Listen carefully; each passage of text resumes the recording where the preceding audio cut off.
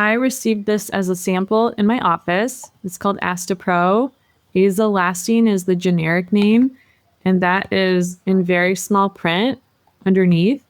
This is a nasal antihistamine, so it works kind of like cetirizine or fexofenadine that we take by mouth, but this is for the nose. And it works well for both allergic and non-allergic rhinitis, to be honest. It's really good at drying up like the goopy postnasal drip, congestion. So the first time you use a nose spray, you want to prime it. You want to make sure you can see the medicine coming out. So I'll just kind of close here and see if we can get the mist. So nothing came out there. Oop, did you see that? A little bit, yeah. So then when we put it in the nose, usually we'll use opposite hand to opposite nostril, straight back, and then make sure we're aiming away from the septum. So the middle of the nose is the septum. We don't want to aim towards it. We want to aim away, kind of like towards the eye or the ear. And then you do your squirt. I just did a little tiny sniff. And I'm going to point out that you did not do a big sniff. For sure. So I always tell my patients nose to the toes. So if you can imagine you're standing or sitting, you lean over a little bit.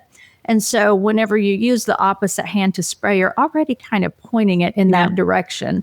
And we're just supposed to do a nice gentle breath in as we do it. And I have Air, which is a nasal saline gel, and I recommend it on the daily. And I use it multiple times a day myself. It's so soothing. But I go ahead and use it now, actually, if that's...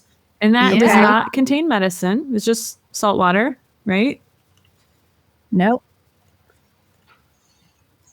And it feels so good. And so what we're not supposed to do at the end, we're not supposed to, or anything like that. What we always tell people is that you just do a gentle breath in as you do it, and then you sit up, and that's that. And if you have a little that kind of comes out, you can dab it. But most of the time, you don't really even have that issue. Yeah, I'm going to follow up the second half of that rhyme of nose to toes. If you taste it, you waste it. So especially with the Astapro or Azolastine, it does have a bit of a taste to it. And so, and it's not the most pleasant. So one, that's a good thing to know and to be aware of. But also using this type of technique is going to minimize how much of that is dripping down the back and getting some of those taste buds.